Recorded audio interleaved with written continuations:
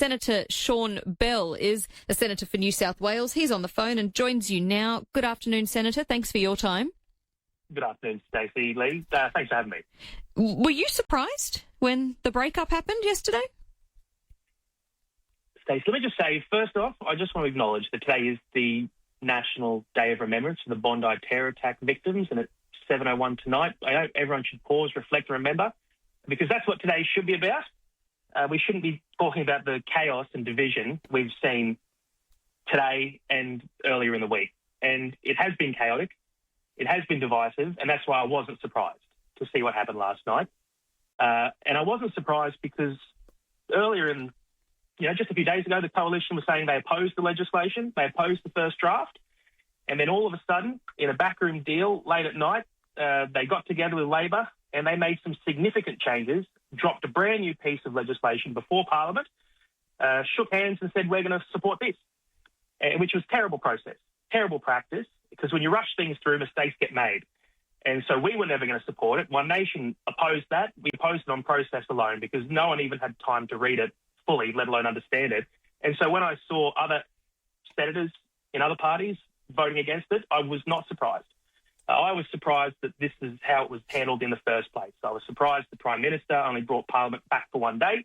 I'm surprised the coalition allowed that to occur. And I was surprised that they continued the chaos and division. And it's really upsetting because we were there to solve problems. We were there to make sure another terrorist attack, another Bondi could never occur. And I do not believe the changes they've made will achieve that. I believe still a lot of risk.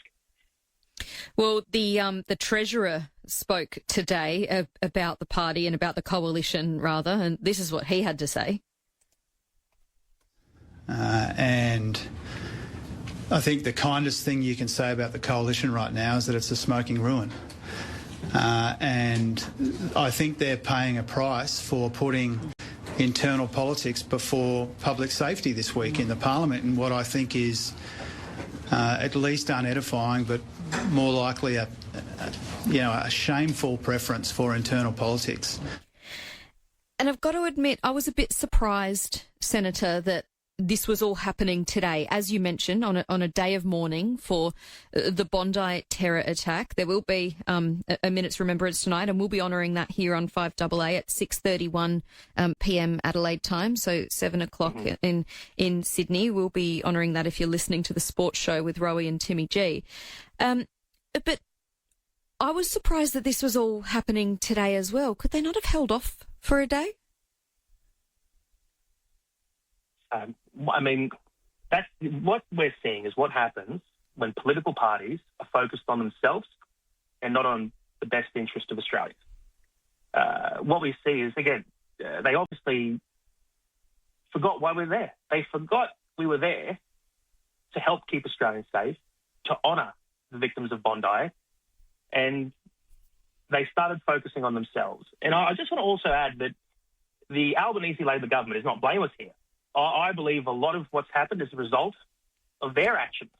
The Prime Minister was slow to act. He was slow to call a Royal Commission. Then when he realised he made a mistake, he called Parliament back for one day. And I believe that was a very political manoeuvre because it was not enough time to give the legislation and these serious issues the necessary attention to make sure we got it right. And instead of then, calling that out and holding the government to account, the Liberal leadership decided to try and play that game. They decided to, try and rush through legislation in conjunction with Labor, and it's all blown up in their face. Because, again, this is what happens when you put politics above good process and what's in the best interest of the Australian people. Because I believe no one understands the final outcome of this. No one understands what the unintended consequences may be.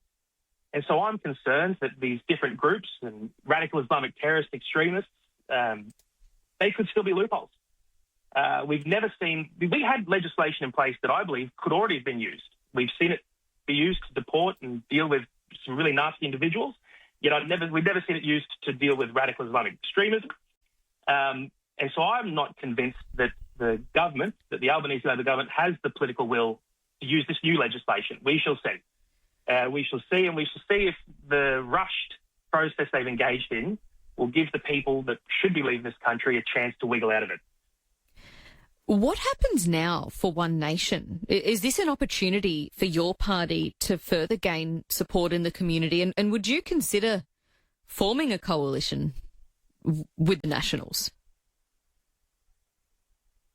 So One Nation, we are solely focused. One Nation is solely focused on our policies and our process. And we're very lucky to have a party that's got strong, stable leadership with Senator Hanson. Senator Pauline Hanson. And also in South Australia, we've got an excellent leader, Carlos Carambara, who I know that your listeners are probably very familiar with. And we are focused on putting forward policies that deal with issues like the cost of living, that deal with mass immigration. We want to bring down mass immigration so we can help take pressure off houses. We want to lower electricity prices, which is why we're looking at building a coal-fired power station in Port Augusta. That's what we're focused on. We're focused on holding bad Labor government to account. And we're not focused on the chaos and division in other parties. We are just focused on delivering good policy for the people of Australia and getting strong results through strong representation with good candidates and leaders like Senator Hanson and Carlos in South Australia. Do you think maybe your leader, Pauline Hanson, or maybe Barnaby Joyce have been on the phone to any of the Nationals MPs? Maybe you could have a few extras in the Parliament sometime soon. I'm not going to speculate on that. What I'll say is, like Senator Hanson has often said, our door is always open.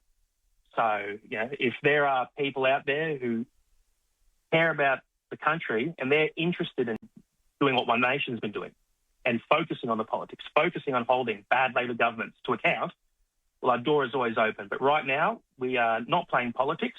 We are simply focusing on the policies at hand. How can we keep Australians safe? How can we look at this legislation that's been passed and make sure people can't get out of it? There are no loopholes. And make sure that, we get good results for the people of Australia, for the people of South Australia. We're not concerned about the internal politics. We're a strong, united team, and we're going to continue as a strong, united team to deliver those positive results. Okay. Senator Sean Bell, thanks for your time this afternoon.